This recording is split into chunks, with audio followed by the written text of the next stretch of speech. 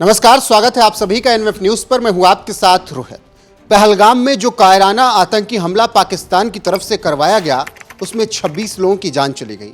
अलग अलग राज्य के लोग पहुंचे थे वहां पर और वादियों का मजा ले रहे थे, अपना अच्छा वक्त बिता रहे थे। तभी आतंकियों ने हमला किया और उनकी जान ले ली। उसके बाद पाकिस्तान को सबक सिखाया जा रहा है और राज्य सरकारें जो हैं, जहां के लोगों की जान गई, राज्य सरकारें भी अब लोगों को मुआवजा दे रही हैं। और इसमें महाराष्ट्र सरकार, जहां के मुख्यमंत्री देवेंद्र फडणवीस हैं, उन्होंने भी बड़ा ऐलान किया है। क्या कुछ ऐलान किया है, कितने पैसे का ऐलान किया है, ये विस्तार से समझेंगे सहयोगी अनुपम प्रसून से। देखिए रोहित, एक बहुत बड़ा फैसला ये इसलिए भी माना जा रहा है क्योंकि जो स्टेट हैं भारत के, उसमें सबसे ज़्यादा मुआवजे का ऐलान महाराष्ट्र ने किया है। जो 22 अप्रैल को ये घटना हुई थी, उसमें महाराष्ट्र के कुल 6 लोग थे, जिसमें 2 पुणे के थे और 2 नवी मुंबई के थे। और इसके अलावा जो 50-50 लाख रुपए दिए जाएंगे, वो आर्थिक मदद के तौर पर जो पीड़ित परिवार थे उनको दिए जाएंगे। कैबिनेट की बैठक में ये फैसला हुआ। देवेंद्र फडणवीस ने उन सभी के परिवारों से जाकर उनके घर पर मुलाकात की थी, उनको हिम्मत दी थी और ये भरोसा दिया था कि सरकार हर संभव मदद करेगी।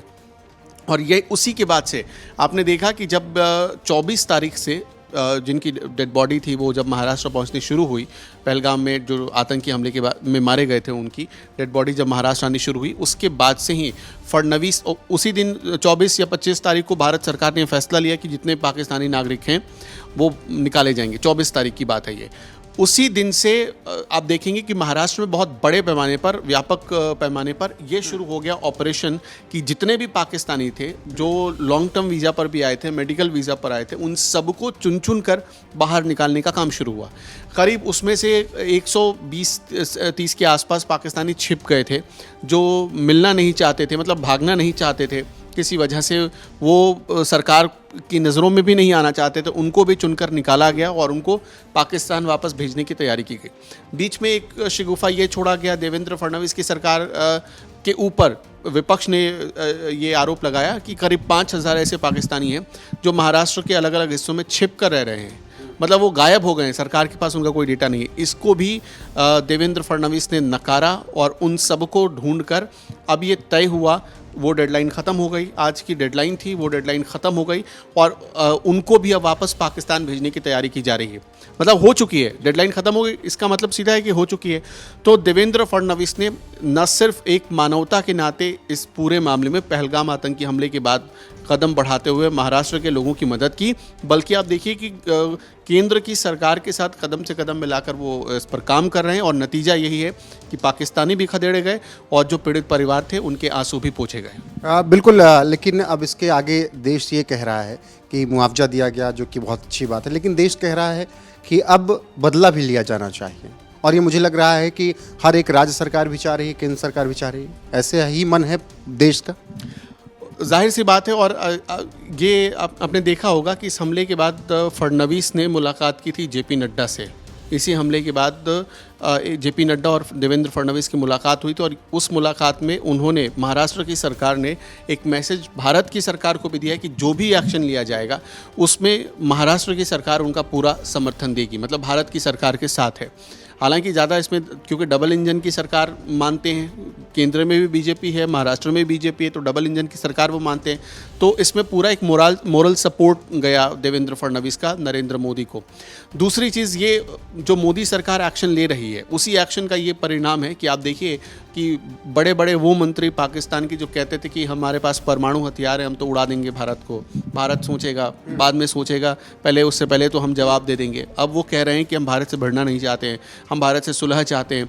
अमेरिका को फ़ोन जा रहा है कि हमारी बातचीत करवा दो। मतलब ये महाराष्ट्र में भी 2 तस्वीरें निकल कर आ रही। एक तो देवेंद्र फडणवीस, जो कि जो दुखी परिवार हैं, जिन्होंने अपने बच्चे खोए हैं, उनके साथ हैं। और एक महाराष्ट्र में वो भी नेता हैं, जैसे कांग्रेस के एक विधायक हैं, वो कह रहे हैं आतंकियों के पास इतना वक्त थोड़ी है कि वो धर्म पूछकर आपको मारेंगे। तो एक तरफ देवेंद्र फडणवीस, एक तरफ कांग्रेस के नेताओं का ये बयान। ये कहने वाले जो लोग थे वही ये भी कह रहे थे कि 5,000 पाकिस्तानियों को छिपा दिया इस सरकार ने। ये जो ये कह रहे थे वही ये भी कहने वाले लोग थे कि 5,000 पाकिस्तानियों को छिपा दिया, लेकिन जब पाकिस्तानियों को धक्के मारकर महाराष्ट्र से निकाला गया और पूरे देश ने वो तस्वीर देखी तो समझ में आ गया कि कौन सच बोल रहा है और कौन प्रोपेगेंडा चला रहा है। और जिस कांग्रेस के विधायक की आप बात कर रहे हैं, उस कांग्रेस विधायक की हालत तो ऐसी हो गई कि उसकी अपनी पार्टी उसके साथ खड़ी नहीं हुई, और उसी के बयान के बाद पार्टी को ये जारी करना पड़ा, दिल्ली से पार्टी के मुख्यालय से एक खत जारी करना पड़ा कि कोई भी नेता अगर कोई बयान देता है तो ये उसका निजी बयान होगा, पार्टी उसकी जिम्मेदारी नहीं लेगी। पार्टी ने उसी दिन लिखित, अभी 3 दिन पहले की बात है, कांग्रेस ने इस बात का ऐलान किया, 2 दिन पहले की बात है कि कांग्रेस ने इस बात का ऐलान किया कि पार्टी के प्रवक्ता अगर कोई बात बोलते हैं वही पार्टी की लाइन होगी। इसके अलावा पार्टी का कोई नेता, कोई भी किसी भी तरह का मेंबर कोई बात बोलता है तो कांग्रेस उसकी जिम्मेदारी नहीं लेगी, ये क्लियर कर दिया गया था। सोचिए तो जिस पार्टी में सालों से है वो पार्टी ने उनका साथ छोड़ दिया। ये देवेंद्र फडणवीस के एक्शन का ही डर था। इसके अलावा जो लोग ये बयान दे रहे थे, कांग्रेस पार्टी का अस्तित्व महाराष्ट्र में कितना बचा है, पूरा देश ये समझ चुका है। तो जो लोग ये बयान दे रहे थे वो कितने पानी में हैं, एक बार फिर से उनको सोच लेना चाहिए। ठीक है, बहुत बहुत शुक्रिया। तो फिलहाल जो लोग पहलगाम आतंकी हमले में महाराष्ट्र के मारे गए थे, उन सब के परिवार वालों को देवेंद्र फडणवीस की सरकार की तरफ से 50-50 लाख रुपए का मुआवजा दिया गया और पाकिस्तानियों को चुन चुन कर निकाला गया। और अभी भी सर्च ऑपरेशन जारी है कि अगर कोई भी बचा हो तो उसे टांग कर पाकिस्तान महाराष्ट्र से वापस भेजा जाए। बने रहिए हमारे साथ, हर एक अपडेट आपको यहाँ पर मिलती रहेगी लगातार। नमस्कार।